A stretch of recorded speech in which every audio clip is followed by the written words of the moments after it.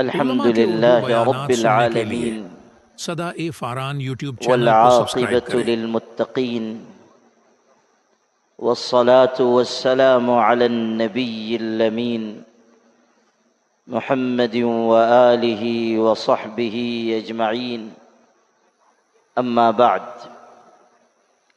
اعوذ باللہ من الشیطان الرجیم، بسم اللہ الرحمن الرحیم، يا أيها الذين آمنوا اصبروا وصابروا ورابطوا واتقوا الله لعلكم تفلحون، صدق الله مولانا العظیم۔ لائق احترام حضرات علماء کرام، all India Muslim personal law board کے معزز اراکین، مجلس اصلاح و تنظیم کے ذمہ داران و ارکان، اور آپ تمام قابل احترام بھائیوں اور بزرگوں،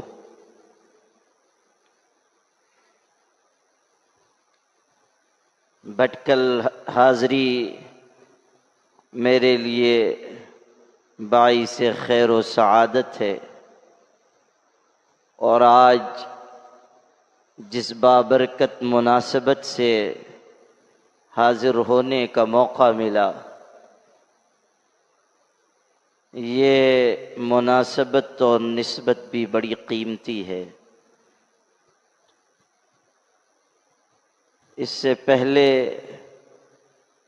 کئی مرتبہ یہاں کے مخلص احباب نے دعوت دی، لیکن اس درمیان حاضری نہیں ہو سکی۔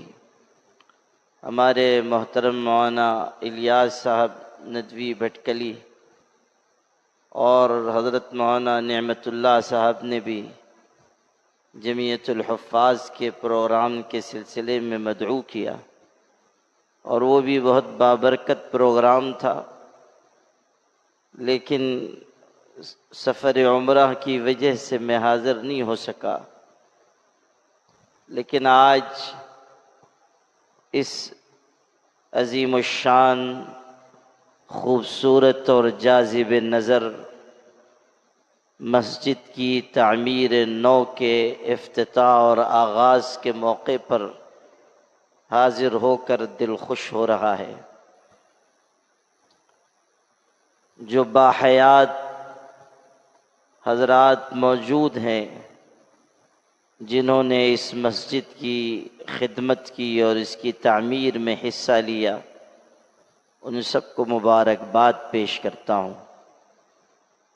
اسی طرح ان مرحومین کو یاد کرنا بھی ہماری ذمہ داری ہے کہ جنہوں نے اپنے خون جگر سے اس مسجد کو اور یہاں جاری دینی اور ملی کاموں کو سینچا، لیکن آج وہ دنیا میں موجود نہیں ہیں، اپنی اپنی قبروں میں جا چکے ہیں۔ وہ بڑے مخلص لوگ تھے، دیانت والے، امانت والے، درد دل رکھنے والے۔ کیا لوگ تھے جو راہ وفا سے گزر گئے، جی چاہتا ہے نقش قدم چومتے چلیں۔ اللہ تعالیٰ ان سب حضرات کی مغفرت فرمائے جن لوگوں نے اس مسجد کی تعمیر میں حصہ لیا۔ وہ سب تہنیت و تبریک کے حقدار ہیں۔ یہ اللہ کی توفیق ہے کہ انہوں نے خدمت کی، اور اللہ نے ان کے دل میں یہ بات ڈالی کہ وہ اس اہم کام میں شریک ہوں۔ میری طلب بھی کسی کے کرم کا صدقہ ہے، یہ قدم اٹھتے نہیں اٹھائے جاتے ہیں۔ آج جب کہ مسجد کی تعمیر نو کا آغاز ہوا ہے، ایسے تمام حضرات کو اور ہم سب کو اللہ کی اس نعمت پر شکر گزار ہونا چاہیے۔ اللہ کی نعمتوں کا شکر ہم پر واجب ہے، اور نعمتوں سے نگاہ چرا لینا ایمان والوں کا شیوا و شعار نہیں ہے۔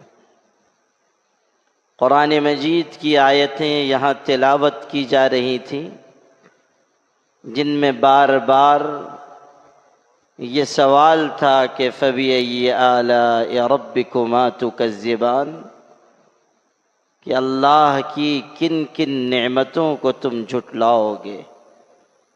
یہ در حقیقت شکر کی طرف رغبت دلائی گئی۔ جوش نے کہا تھا کب تلک اپنے رب کی نعمتیں جھٹلائے گا، اے فنا انجام انسان تجھے کب ہوش آئے گا۔ اللہ نے نعمت دی ہے، نعمت کا شکر ادا کریں۔ نعمت کا شکر ادا کریں گے اور زبان سے بھی عمل سے بھی، تو اللہ تعالیٰ نعمتوں کو قائم رکھے گا، باقی رکھے گا۔ بات ہے ذرا کڑوی، لیکن میں یہ بات عرض کرنا اپنی ذمہ داری سمجھتا ہوں کہ اس وقت اس ملک میں مسجدوں کے ساتھ جو رویہ اختیار کیا جا رہا ہے، اور جس طرح ایک کے بعد ایک مسجد پر یلغار ہے، اس کی وجہ سے یقیناً ہمارا دل دکھتا ہے، اور ان مشکل حالات کی وجہ سے ہمیں تکلیف ہوتی ہے، لیکن غور کرنا چاہیے کہ کہیں ان حالات کے پیچھے ہماری کوتاہی، ہماری نمازوں اور مسجد سے غفلت کار فرما تو نہیں۔ مسجدیں اس لیے نہیں ہیں کہ وہ بنا دی جائیں اور مسلمان کسی وقت آئیں اور نماز پڑھیں، مسجدیں اس لیے ہیں تاکہ انہیں آباد رکھا جائے، اور ہر وقت اللہ کے ذکر، اس کے پاک کلام کی تلاوت اور امور خیر سے مسجد آباد رہے۔ اگر ہم اللہ کی مسجدوں کی قدر نہیں کریں گے تو پھر یہ نعمتیں ہمارے پاس باقی نہیں رہیں گی۔ مجھے یاد آتا ہے ہمارے مرشد گرامی حضرت مولانا سید محمد ولی صاحب رحمانی رحمۃ اللہ علیہ نے ایک مرتبہ مجھے یہ بات سنائی کہ جس وقت بابری مسجد شہید نہیں ہوئی تھی اور بابری مسجد کا تنازع چل رہا تھا، حالات آہستہ آہستہ خراب ہو رہے تھے، اس زمانے میں دہلی میں ایک میٹنگ رکھی گئی بابری مسجد کو بچانے کے سلسلے میں۔ اس میں اس زمانے کے کئی سرکردہ مسلمان، اونچی حیثیت کے لوگ، سیاسی سماجی شخصیات وہ بھی جمع ہوئیں، حضرت کو بھی بلایا گیا اور بھی دو چار علماء۔ میٹنگ لمبی چلی، بحث ہوتی رہی، مشورے ہوتے رہے، تجاویز آتی رہیں۔ حضرت نے فرمایا کہ عصر کی نماز کا وقت ہو گیا اور وقت تنگ ہونے لگا، تو ہم لوگوں نے یہ کہا کہ نماز پڑھ لیں پھر بیٹھ جائیں۔ نماز کے لیے تھوڑی دیر کا وقفہ کیا گیا۔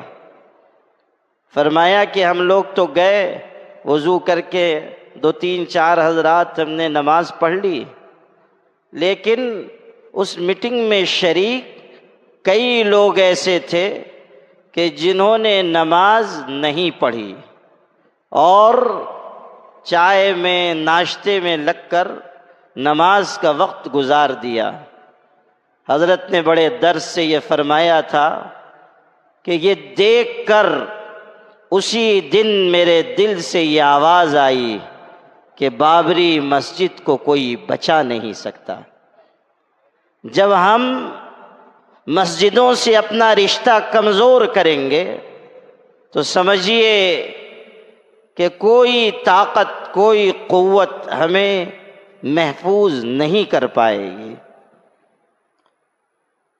اس وقت جو ملک کے حالات ہیں، یقیناً اس کی وجہ سے ہم سب کو تشویش ہو رہی ہے، اور مسئلہ صرف یہ نہیں ہے کہ وقف کے سلسلے میں ایک قانون لایا گیا اور جبراً ہم پر مسلط کیا گیا۔ مسئلہ اس کا ہے کہ ایک کے بعد ایک ہم پر یلغار ہو رہی ہے، دن بدن حالات ناسازگار ہو رہے ہیں، نفرت کا زہر پورے ملک میں پھیلایا جا رہا ہے، بڑھایا جا رہا ہے۔ آپ دیکھ رہے ہیں کہ کتنی تیزی سے ملک تبدیل ہوتا چلا جا رہا ہے۔ عدالتوں کا رویہ اپنی جگہ، اس ملک میں بسنے والے لوگ مسلمانوں کو جس نگاہ سے دیکھ رہے ہیں، اس نگاہ میں جو تحقیر چھپی ہوئی ہے، آپ اور ہم اسے محسوس کر رہے ہیں۔ معمولی بہانوں سے مسلمانوں کے مکانات گرائے جا رہے ہیں، بلڈوزر چلا دیے جا رہے ہیں، فسادات کے نام پر پھر ملک کی فضا کو مسموم کیا جا رہا ہے۔ ایک دو معاملہ نہیں ہے، اور نہ یہ قصہ ہے کہ وقف کا قانون آ گیا اور بس یہی ایک مسئلہ ہے جس کا ہمیں مقابلہ کرنا ہے۔ ہر دن نئی نئی مصیبتیں لائی جا رہی ہیں، مسائل الجھائے جا رہے ہیں، پریشانیاں بڑھائی جا رہی ہیں۔ ایک دو زخم نہیں، جسم ہے سارا چھلنی، درد بیچارہ پریشان ہے کہاں سے اٹھے۔ تو حالات اس طرح کے بنا دیے گئے ہیں کہ ہم اور آپ اس ملک میں خوف بھی محسوس کریں، بے بسی بھی محسوس کریں، اور پھر قوتوں اور حکومتوں کی غلامی کا راستہ اپنائیں۔ میرے بھائیوں، ان مشکل حالات میں ہمیں قرآن پاک کی طرف رجوع کرنا ہوگا اور اپنے مسائل کا حل قرآن مجید کے ذریعے جاننا ہوگا۔ ہمیں دیکھنا ہوگا کہ قرآن مجید ہمارے لیے کیا راہ عمل متعین کر رہا ہے۔ اگر ہم اپنی عقل سے، اپنی سوچ سے، اپنے علم کی روشنی میں کوئی راستہ چنیں گے، وہ راستہ نہ تو محفوظ ہوگا، نہ مضبوط ہوگا، نہ مستحکم ہوگا۔ اور اگر ہم نے قرآن مجید کی طرف رجوع کیا اور اللہ کی کتاب کے ذریعے حل تلاش کیا، تو وہ حل ہمارے لیے محفوظ بھی ہے، مضبوط بھی ہے، مستحکم بھی ہے، پائیدار بھی ہے، اور ہمیں منزل مقصود تک پہنچانے کے لیے کافی بھی ہے۔ قرآن مجید کی طرف ہم اگر رجوع کرتے ہیں تو یہ قرآن مجید ہمیں بتاتا ہے کہ حالات کی سنگینی اور مشکلات کا زور اسی وقت تک ہے جب تک مسلمان اپنی ایمانی قوت کے ساتھ آگے بڑھنے کے لیے تیار نہیں ہیں۔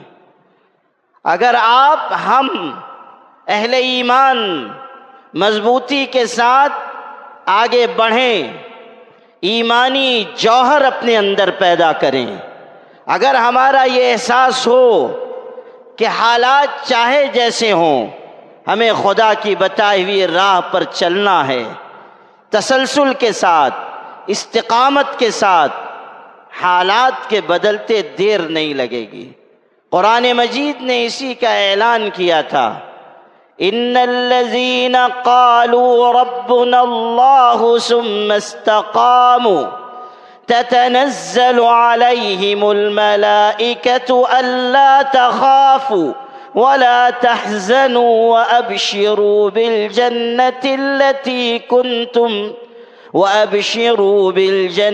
التي كنتم توعدون۔ قرآن پاک بتا رہا ہے کہ راہ عمل ایمان ہے اور استقامت ہے۔ ایمان یعنی اللہ کی ذات پر لازوال یقین، دل سے یہ ماننا کہ تمام تر اختیار و اقتدار کا مالک تنہا اللہ ہے، سارا نظام اسی کے قبضے قدرت میں ہے، وہ جب چاہتا ہے، جس طرح چاہتا ہے، حالات کو تبدیل کر دیتا ہے۔ اور استقامت یعنی اللہ کے دین پر جم جانا، اعمال پر، طاعات پر، صفات پر، عبادات پر، حسن معاشرت پر، حسن اخلاق پر، اللہ تعالیٰ کے دین کی طرف رجوع کرنا اور اللہ کے دین کو مضبوطی سے تھام لینا۔ قرآن مجید میں ارشاد ہوا، وَكَأَيٍّ مِّن نَّبِيٍّ قَاتَلَ مَعَهُ رِبِّيُّونَ كَثِيرٌ فَمَا وَهَنُوا لِمَا أَصَابَهُمْ فِي سَبِيلِ اللَّهِ وَمَا ضَعُفُوا وَمَا اسْتَكَانُوا وَاللَّهُ يُحِبُّ الصَّابِرِينَ۔ ارشاد فرمایا جا رہا ہے کہ حالات آئیں گے، مصائب آئیں گے، مشکلات آئیں گی۔ سچے ایمان والے وہ ہیں کہ حالات ان کے قدموں میں لغزش نہ پیدا کر سکیں اور مشکلات انہیں ان کی راہ سے ہٹا نہ سکیں۔ وہ صبر کے ساتھ، استقامت کے ساتھ اللہ تعالیٰ کے دین پر جمے رہیں اور حالات کا پوری بصیرت کے ساتھ مقابلہ کریں۔ یہ قرآن مجید کا بتایا ہوا حل میں نے اپنی گفتگو کے آغاز میں اس لیے عرض کیا ہے تاکہ سب سے پہلی اور بنیادی جو بات ہے وہ ہمارے اور آپ کے ذہن میں تازہ ہو جائے کہ اصل کرنے کا کام یہ ہے، نعروں سے، جذبات سے، امنگوں سے، دعووں سے، جلسوں سے قوموں کی تقدیر نہیں بدلتی۔ قوموں کی تقدیر اگر بدلے گی تو اللہ تعالیٰ کی طرف رجوع کرنے سے، اللہ تعالیٰ کے احکامات پر عمل کرنے سے، طاعات اور عبادات سے جڑنے سے اگر ہماری تقدیر بدلے گی تو اللہ تعالیٰ کے وعدوں پر یقین کرنے سے۔ آپ دیکھیے کہ جن لوگوں نے اللہ تعالیٰ کے وعدوں پر یقین رکھ کر اعمال اور طاعات کا راستہ اختیار کیا، اللہ تعالیٰ نے ان کے لیے کامیابی مقدر فرمائی۔ وہی راستہ ہم کو بھی چننا ہوگا۔ اب آئیے اس طرف کہ اس وقت جو وقف کا قانون ہم پر مسلط کیا گیا ہے، اس کے نقصانات کیا ہیں، اس کی وجہ سے دشواریاں کیا پیدا ہوں گی، اس کو میں آپ کے سامنے عرض کرنے کی کوشش کرتا ہوں۔ سب سے پہلے تو یہ سمجھیے کہ وقف کیا ہے۔ اللہ تعالیٰ کی راہ میں ثواب کے جذبے کے ساتھ اپنی ملکیت، اپنی جائیداد، اپنا پیسہ، اپنی زمین، کوئی چیز اللہ کی راہ میں دے دینا اس طرح کہ اس سے لوگوں کو فائدہ پہنچتا رہے، یہ ہے وقف۔ اور چونکہ مسلمانوں کو ترغیب دی گئی ہے کہ وہ اللہ کی راہ میں خرچ کریں، اللہ کی راہ میں اپنا مال لگائیں، اس لیے مسلمانوں میں ایک جذبہ ہے کہ وہ کچھ نہ کچھ اللہ کی راہ میں دیتے ہیں۔ غریب مسلمان بھی ہو تب بھی اللہ کی راہ میں خرچ کرتا ہے۔ آپ دیکھیے کہ کتنی مسجدیں اس ملک میں بنی، وہ سب مسلمانوں نے اپنے صرفے سے بنائی۔ کتنے مدرسے ہیں جو اس ملک میں قائم ہیں، وہ مسلمانوں کے چندے سے چل رہے ہیں۔ خانقاہیں قائم ہیں، دعوت و تبلیغ کا نظام قائم ہے۔ کتنے سماجی، رفاہی، ملی کام ہو رہے ہیں، کتنے اقلیتی تعلیمی ادارے قائم ہیں، وہ سب مسلمانوں کے تعاون سے چل رہے ہیں، مسلمانوں کے جذبہ انفاق کی وجہ سے قائم ہیں۔ بعض لوگ کہتے ہیں، اور آج کل تو سوشل میڈیا کا دور ہے اور طرح طرح کی باتیں کہی جاتی ہیں۔ ابھی ہمارے مولانا الیاس صاحب اشارہ کر رہے تھے کہ سوشل میڈیا پر قیادت کے بارے میں اور جماعتوں کے بارے میں اور تنظیموں کے بارے میں بھی لوگ طرح طرح کی باتیں لکھتے ہیں۔ پہلے یہ ہوتا تھا کہ کوئی بہت زمانے کے بعد ایک آدھ مفکر اسلام پیدا ہوتا تھا، بڑی محنت کوشش کے بعد۔ سوشل میڈیا کی برکت یہ ہے کہ جو پتھر ہٹائیے اس کے نیچے سے 1 درجن مفکر اسلام نکلتے ہیں، اور وہ سب بیٹھ کے مسلسل سوشل میڈیا پہ لکھتے ہیں، ایسا ہونا چاہیے، ویسا ہونا چاہیے، ایسا نہیں ہو رہا ہے، ویسا نہیں ہو رہا ہے، اور اپنی تجویزیں، اپنی رائے۔ اور جب کہا جاتا ہے کہ آئیے ذرا کچھ کام کیجئے، تو یہ لوگ ایسے ہیں کہ سب سے پہلے گھر کے اندر کوٹھری میں جا کے لحاف اوڑھ کے قنوت نازلہ پڑھتے ہیں۔ یہ عملی میدان میں آنے والے لوگ نہیں ہیں۔ بزدلی اتنی ان کے اندر گھر کر گئی ہے کہ وہ باہر نکلنے کے لیے تیار نہیں۔ آپ چونکہ بہت دیر سے باتیں سن رہے ہیں اور خشک باتیں سن رہے ہیں، اس لیے ایک دلچسپ بات آپ کو سنا دیتا ہوں۔ وہ ایک صاحب تھے، وہ کہیں جا رہے تھے تو انہوں نے دیکھا کہ ایک گلی ہے، وہاں ایک صاحب کھڑے ہوئے ہیں اور دیر ہو گئی، وہیں کھڑے ہوئے ہیں۔ تو یہ آگے بڑھے، سلام کیا، پوچھا آپ کا نام؟ تو انہوں نے کہا شیر خان۔ شیر خان، خان بھی تھے اور شیر بھی تھے، ڈبل منزلہ عمارت تھی۔ پوچھا اچھا آپ کے والد کا نام؟ تو کہنے لگے بہادر خان۔ کہا دادا کا نام؟ تو کہا شمشیر خان۔ شجرہ نسب بھی دیکھیے، شیر خان ابن بہادر خان ابن شمشیر خان۔ تو پھر انہوں نے پوچھا کہ آپ یہاں اتنی دیر سے کھڑے ہوئے کیوں ہیں؟ وہ کہنے لگے اصل میں گلی میں کتا ہے بیٹھا ہوا ہے، ذرا وہ ہٹ جائے تو میں گلی میں داخل ہو جاؤں۔ تو یہ شیر خان ابن بہادر خان ابن شمشیر خان ہے، جب تک گلی میں کتا ہے یہ داخل ہی نہیں ہو رہے ہیں۔ تو یہ بزدلی اور اس پر طرح طرح کی تجویزیں، طرح طرح کے مشورے۔ میں جو ابھی عرض کرنے جا رہا تھا وہ یہ کہ سوشل میڈیا پر آپ نے کئی دفعہ پڑھا ہوگا، اور ہمارے بعض جوشیلے مقرر بھی کہنا شروع کر دیتے ہیں کہ مسلمانوں کو چاہیے کہ وہ خرچ کرنے کا طریقہ سیکھیں، سلیقہ سیکھیں، RSS کو دیکھیں کہ وہ لوگ کس طرح خرچ کرتے ہیں، کس طرح سماجی رفاہی کاموں میں اپنا پیسہ لگاتے ہیں۔ یہ بات صرف کہنے اور سننے اور لکھنے کے لیے اچھی لگتی ہے، کان کھول کر سن لیجئے۔ میں پوری ذمہ داری سے آپ سے عرض کرتا ہوں کہ اس گئے گزرے دور میں بھی اگر اس آسمان کے نیچے اور اس زمین کے اوپر اللہ کی راہ میں خرچ کرنے والی کوئی قوم سب سے بڑھ کر ہے تو وہ مسلمان ہیں۔ اللہ تعالیٰ نے جو جذبہ انفاق اہل ایمان کو عطا کیا ہے وہ دنیا کی کسی قوم کے اندر نہیں ہے۔ آج بھی ہمارا غریب سے غریب مسلمان جس طرح اپنے حق حلال کی کمائی خدا کی راہ میں دے رہا ہے، وہ دوسروں کے بس کی بات نہیں ہے۔ دوسرے لوگوں کو یہ مشورہ دینا چاہیے کہ آپ آئیں اور خرچ کرنے کا طریقہ مسلمانوں سے سیکھیں، دیکھیں کہ مسلمان کس طرح خدا کی راہ میں دے رہے ہیں۔ ترکی میں ایک مسجد ہے، اس کا نام ترکی زبان میں ہے ساکی یدم۔ ساکی یدم کا مطلب ہے ترکی زبان میں گویا کہ میں نے کھا لیا، یہ مسجد کا نام ہے۔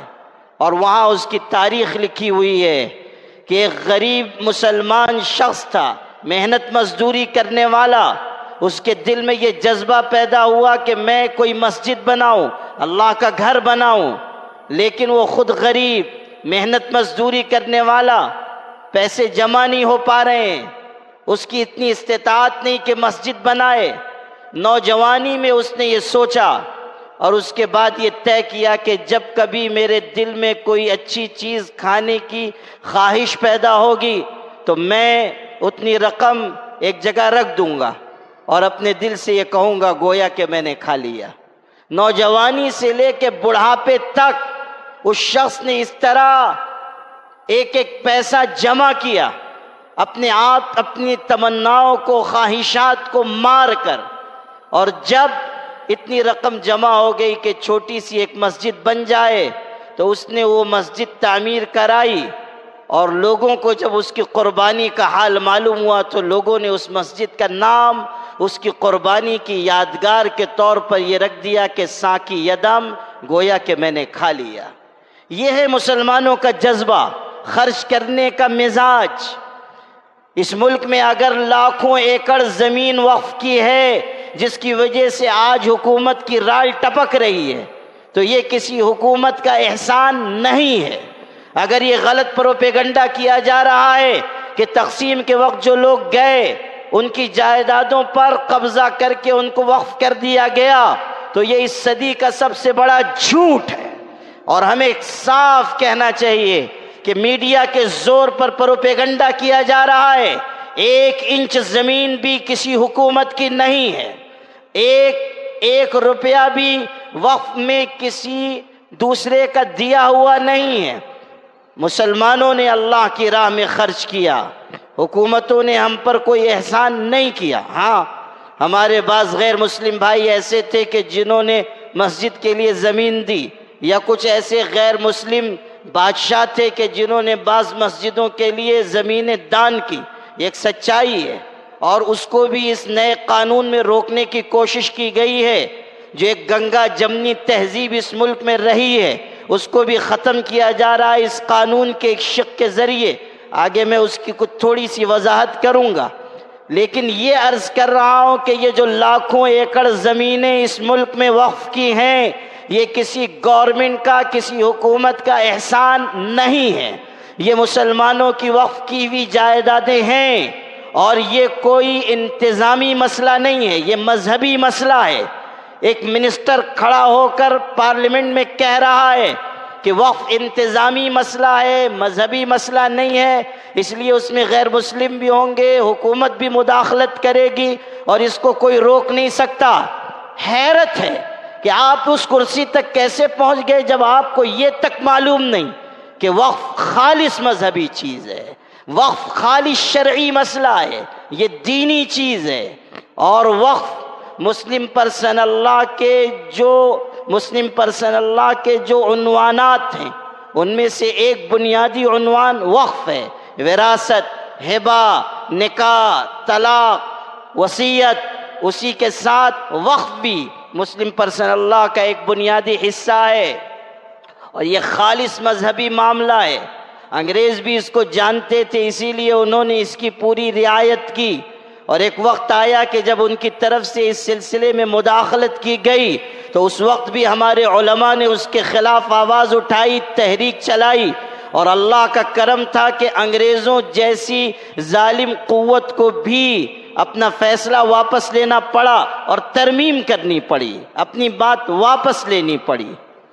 یہ آج جو لوگ ہم پر یہ کہہ کر قانون مسلط کر رہے ہیں کہ اس کو ماننا ہی پڑے گا، وہ جان لیں کہ یہ ایک جمہوری نظام ہے، یہ کوئی ڈکٹیٹرشپ نہیں ہے کہ کوئی چیز آپ لائیں گے اور کہیں گے بس آپ کو یہ ماننا ہے۔ آپ کو سننا ہوگا کہ اس میں کیا خامیاں ہیں، آپ کو سننا ہوگا کہ آپ کو کہاں کہاں غلط معلومات ہیں، آپ کو سننا ہوگا کہ آپ کہاں کہاں بدنیتی کر رہے ہیں، آپ کو سننا ہوگا کہ کس طرح وقف جائیدادوں کو آپ خطرے میں ڈال رہے ہیں، آپ کو سننا ہوگا کہ مسجد مدرسے پر کس طرح آپ اس وقف کے قانون کے ذریعے یلغار کرنے والے ہیں۔ ایسا نہیں ہے، ہمارے بعض مسلمان بھائی بھی یہ سمجھ رہے ہیں کہ جو وقف کی جائیدادیں ہیں پہلے بھی ان کا کوئی مصرف نہیں ہوا، اب بھی اگر حکومت ان کو لے لے گی تو ہم کو کوئی نقصان نہیں ہونے والا۔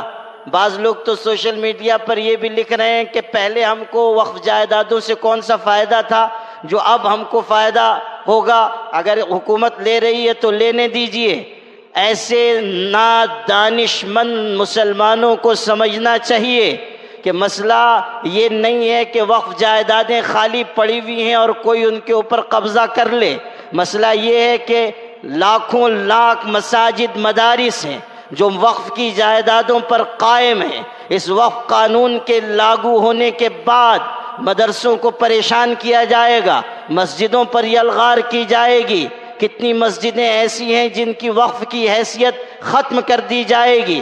اسی وقف کے قانون میں جو وقف ایکٹ 2025 ہے، چور دروازے سے یہ شق بڑھائی گئی ہے کہ جو موقوفہ جائیدادیں ہیں اور آثار قدیمہ کے زیر نظم ہیں، آثار قدیمہ ان کی مرمت کر رہا ہے، دیکھ بھال کر رہا ہے، آثار قدیمہ ان کے انتظامات سنبھال رہا ہے، بوقت ضرورت ان جائیدادوں کو وقف کے زمرے سے نکال کر آثار قدیمہ کی ملکیت میں دے دیا جائے گا۔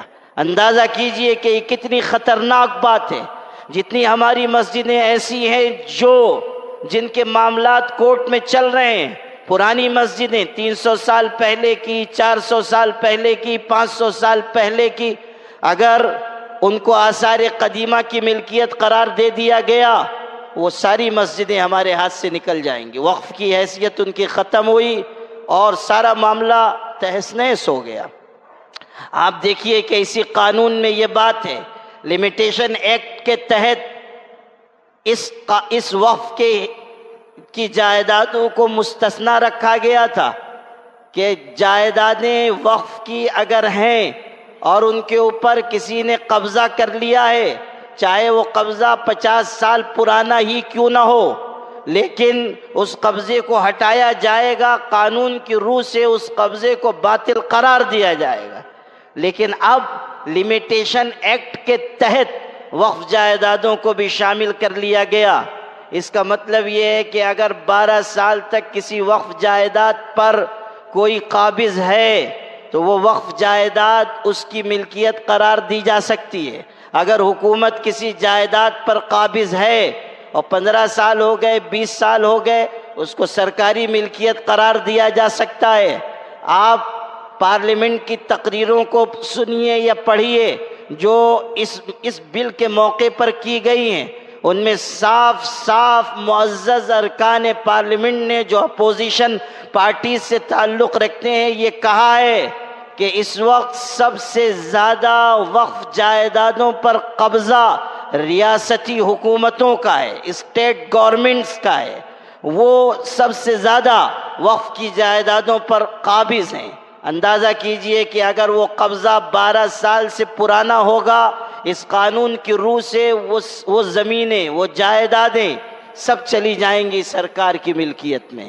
آپ جتنا تصور کر سکتے ہیں اس سے کہیں زیادہ یہ قانون خطرناک ہے، اور مسلمانوں کا، بعض ہمارے بھائیوں کا حال یہ ہے کہ ابھی وہ یہ سمجھنے کے لیے بھی پوری طرح تیار نہیں ہے کہ ہم کو کیا نقصان ہونے والا ہے۔ وہ سمجھ رہے ہیں کہ بس ایک قانون آیا ہے، کچھ تھوڑے مسائل ہوں گے، تھوڑی دشواری ہوگی، کچھ جائیدادوں پر قبضہ ہو جائے گا اور بات نپ جائے گی۔ نہیں، اس حقیقت کو بھی سمجھ لیجئے کہ لوگوں نے اس کو اچھی طرح جان لیا ہے کہ مدارس ہمارے لیے شہرک کا درجہ رکھتے ہیں۔ لوگ جان چکے ہیں کہ مدارس اسلامیہ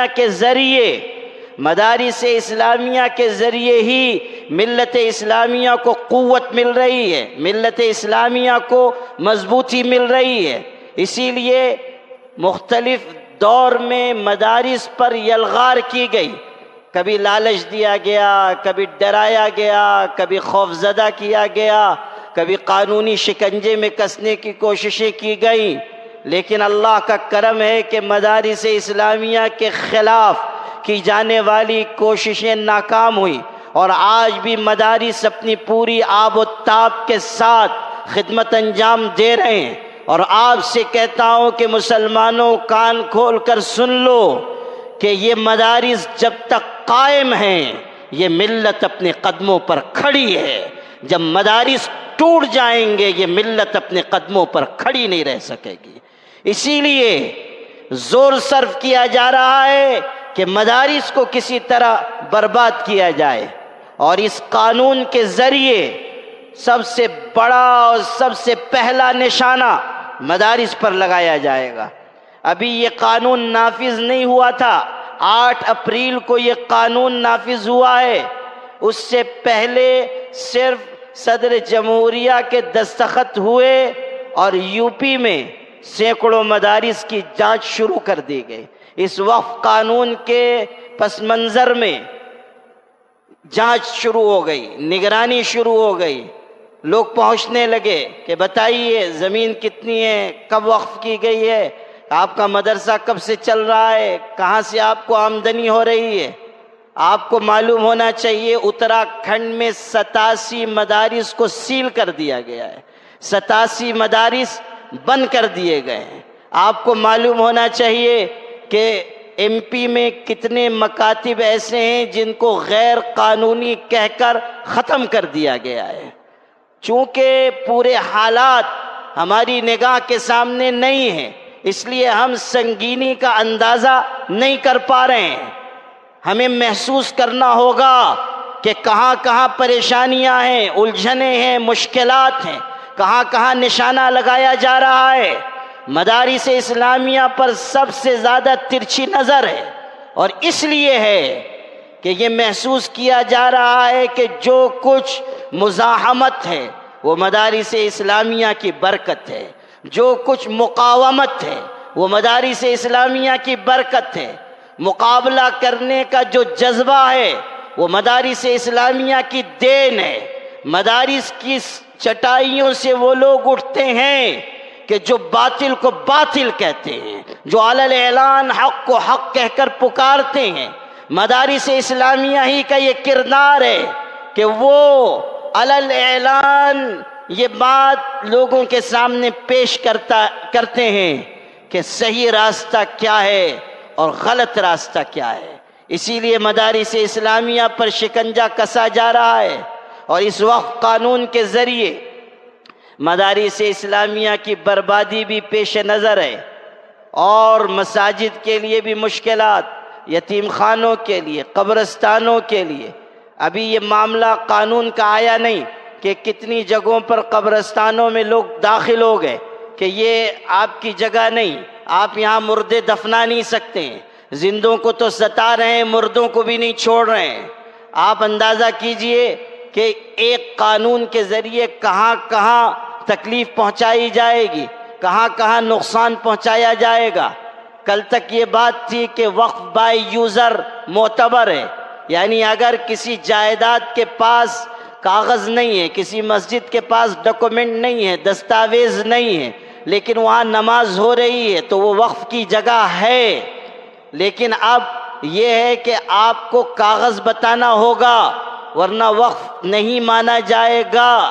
اندازہ کیجئے کہ کتنی دشواری اس کی بنیاد پر پیدا ہوگی کہ آپ دستاویز بتائیے تب آپ کا وقف معتبر ہے. اسی طرح پابندی لگا دی گئی کہ جب تک 5 سال کا پریکٹسنگ مسلمان نہیں ہوگا اس وقت تک وقف نہیں کر سکتا ہے. یعنی بتانا ہوگا کہ ہم باعمل مسلمان ہیں. اچھا، باعمل مسلمان کی کوئی ڈیفینیشن نہیں ہے، کوئی تعریف نہیں لکھی ہے کہ باعمل مسلمان آپ کس کو کہہ رہے ہیں. داڑھی والا ہوگا یا بغیر داڑھی والا بھی چل جائے گا، نمازی ہو بے نمازی ہو. اور اچھا، کلکٹر صاحب کیسے پتہ کریں گے کہ یہ باعمل مسلمان ہے؟ یہ بھی مسئلہ ہے. وہ کیسے ان کو معلوم ہوگا کہ یہ 5 سال سے مسلمان ہے؟ کیا اس کے محلے میں جائیں گے کہ یہ فجر میں آتا ہے کہ نہیں آتا ہے، یہ عشاء کی نماز پڑھتا ہے کہ نہیں پڑھتا ہے؟ عجیب، پریکٹسنگ مسلمان 5 سال کا. اور تضاد دیکھیے قانون کا. ایک طرف آپ کہہ رہے ہیں کہ وقف بورڈ میں 2 غیر مسلم لازماً ہوں گے، ایک طرف آپ کہہ رہے ہیں کہ ایڈیشنل سیکریٹری بحیثیت منصب اس کا ممبر ہوگا، یعنی 11 میں سے 7 غیر مسلم ممبر ہو سکتے ہیں، جن میں سے 2 لازماً غیر مسلم ہوں گے. اور باقی 5 لائے جا سکتے ہیں، بچے کچے 4 رہ جائیں گے، وہ مسلمان رکھے جائیں گے، اور وہ بھی چن چن کے ایسے نمونے کے لائے جائیں گے کہ جو ماشاءاللہ اس محلے سے نزدیک نہیں ہوں گے، اسی محلے سے قریب ہوں گے۔ آپ نے دیکھا کہ ایسے نمونے کے لوگ آج کل بھی بیانات دے رہے ہیں، پیلی پگڑی پہن کے، کالی پگڑی پہن کے، جبہ پہن کے، امامہ باندھ کے، کہ وقف قانون جو ہے وہ بہترین ہے، ہمارے لیے لایا گیا ہے، اور اس سے یہ فائدہ، اس سے یہ فائدہ، اور مودی جی کی عمر دراز ہو، ہمارے لیے بہترین وہ ہمدردی کا سامان فراہم کر رہے ہیں۔ یہ سب نمونے کے مسلمان ہیں جو ڈھونڈ ڈھونڈ کے لائے جاتے ہیں۔ وہ ایک صاحب آپ نے دیکھا ہوگا، جب یوگا کا مسئلہ تھا تو وہ ہمارے فضیلت الشیخ کے بازو میں بیٹھ کے یوگا کر رہے تھے، شیروانی پہن کے، اونچی ٹوپی لگا کے۔ وہ کسی نے ان سے پوچھا کہ جناب اس کو تو علماء کہہ رہے ہیں درست نہیں ہے، تو انہوں نے، حضرت والا نے فرمایا سورۃ القدر کی ایک آیت سے اس کا اشارہ ملتا ہے، سورۃ القدر کی ایک آیت سے اس کا اشارہ ملتا ہے۔ اندازہ کیجئے کہ اس طرح کے نمونے کے لوگ اللہ کے بٹھا دیے جائیں گے، باقی غیر مسلم اللہ اللہ خیر صلی اللہ، ساری جائیدادوں کا ستیہ ناس۔ میں آپ کو جو تضاد بتا رہا تھا وہ یہ کہ آپ نے ایک طرف پابندی لگا دی کہ کوئی غیر مسلم وقف نہیں کر سکتا، مسلمانوں کو کوئی چیز دان نہیں کر سکتا، 5 سال کا پریکٹسنگ مسلمان ہونے کی شرط آپ نے لگائی، ادھر کوئی غیر مسلم دے نہیں سکتا، لیکن جتنی وقف جائیدادیں ہیں اس کے انتظام میں آپ غیر مسلم کو بٹھا رہے ہیں۔ یہ تضاد نہیں ہے تو اور کیا ہے؟ ادھر سے آپ داخل کر رہے ہیں، ادھر سے آپ راستہ روک رہے ہیں، اور مسلمان کے لیے شرط لگا رہے ہیں کہ باعمل مسلمان ہو۔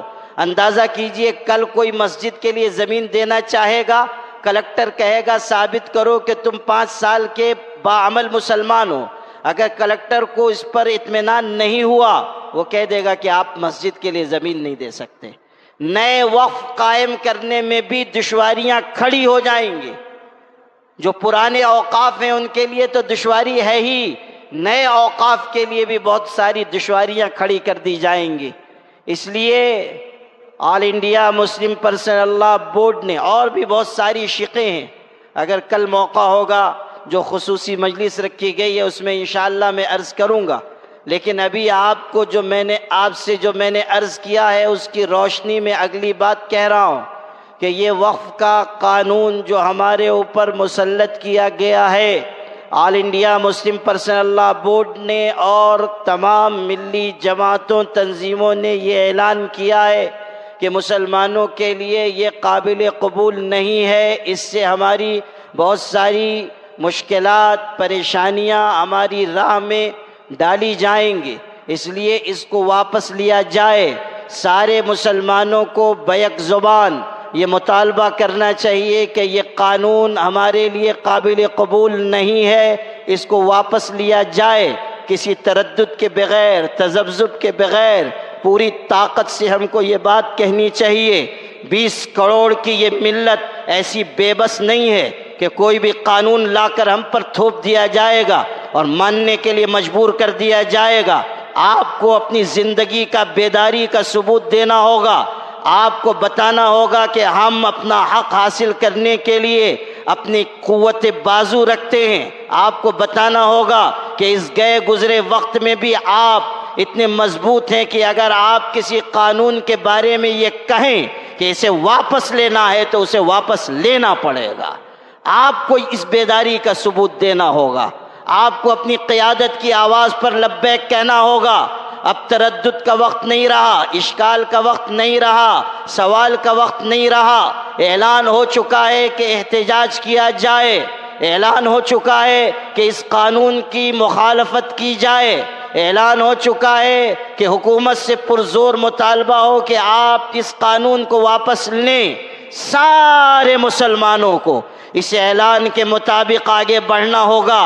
آپ بتائیے کہ آپ سب all India Muslim personal law board کا ساتھ دیں گے انشاءاللہ؟ آپ یہ عزم اپنے اندر پیدا کریں کہ مسلم پرسنل لاء بورڈ نے آپ کو آواز دی ہے اور آپ سے یہ مطالبہ کیا ہے کہ جس علاقے میں احتجاج کی جو شکل موزوں ہو سکتی ہے اس کو اختیار کیا جائے، جلسے کیے جائیں، آپ اپنی طرف سے ناراضگی کا اظہار جس شکل میں کر سکتے ہو آپ کریں، بشرطے کہ آپ کے علماء، آپ کے علاقے کے قائدین اس کی اجازت دیں۔ مسلم پرسنل لا بورڈ نے گائیڈ لائن جاری کی ہے کہ کیا کیا کرنے کے کام ہیں۔ کل جمعہ کا دن ہے، کل سے اگلے جمعہ تک تحفظ اوقاف ہفتہ منانے کا اعلان مسلم پرسنل لا بورڈ نے کیا ہے۔ کل سے اگلے جمعہ تک ایک پورا ہفتہ تحفظ اوقاف کے عنوان سے منایا جائے۔ اس بیچ میں جلسے بھی ہو سکتے ہیں، کارنر میٹنگیں بھی ہو سکتی ہیں، جہاں ممکن ہو وہاں دھرنا دیا جا سکتا ہے، جہاں ایسے حالاتوں کے ہیومن چین قائم کی جائے، انسانی زنجیر بنائی جائے، آپ کیجئے۔ غیر مسلم بھائیوں کو بھی ساتھ لیجئے۔ اس وقت صورتحال یہ ہے کہ پوری سکھ برادری کہہ رہی ہے کہ آپ آگے آئیں، مسلمان آگے آئیں، ہم آپ کا ساتھ دینے کے لیے تیار ہیں۔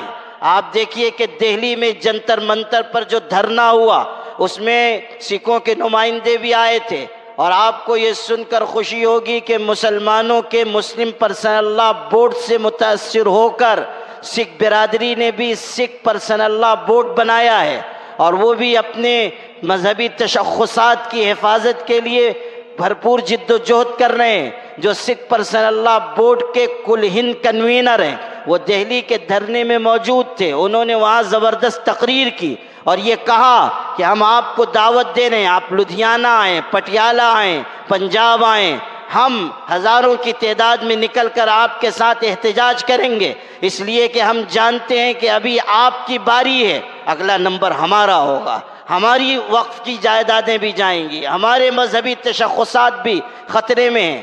آپ کو معلوم ہونا چاہیے کہ دلتوں کی تنظیم بامسف نے اعلان کیا، راشٹریہ مسلم مورچہ اس کا ایک ونگ ہے، ان لوگوں نے اعلان کیا کہ وقف کا قانون مسلمانوں پر ظالمانہ طریقے سے مسلط ہو رہا ہے، اس کے احتجاج کے لیے ہم گرفتاری دیں گے اور پورے ملک میں گرفتاری دیں گے۔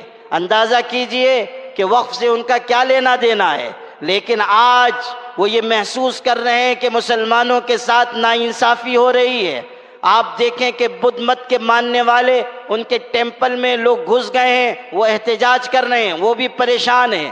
ایسا وقت آ چکا ہے کہ اگر ہم آگے بڑھیں، انصاف پسند ہندو بھائیوں کو آواز دیں، دلتوں کو آواز دیں، سکھوں کو آواز دیں، سول سوسائٹی کے لوگوں کو آواز دیں اور ان سب کو ساتھ لے کر ہم احتجاج کریں، ایک منظم مضبوط آواز بلند کریں، تو اللہ کی ذات سے امید ہے کہ اندھیریاں چھٹیں گی اور انصاف کا سورج طلوع ہوگا۔ یاد رکھیے، جد و جہد کرنے سے نتائج حاصل ہوتے ہیں، صرف تمناؤں سے نہیں، صرف جذبات سے نہیں، آگے بڑھ کر ہمیں کچھ کرنا ہوگا، اور برادران وطن کو بھی اپنے ساتھ لے کر اس جد و جہد کو آگے بڑھانا ہوگا۔ مسلم پرسنل لا بورڈ نے یہ بھی اعلان کیا ہے کہ پورے ملک میں تحفظ شریعت، تحفظ اوقاف کارواں نکالا جائے گا۔ بورڈ کے قائدین جگہ جگہ جائیں گے، مسلمانوں کو ہمت اور حوصلے کا پیغام دیں گے، چونکہ اس وقت خوف کا ایک ماحول قائم کیا جا رہا ہے، اور یہ خوف کی نفسیات پوری قوم کے لیے نہایت درجہ خطرناک ہے۔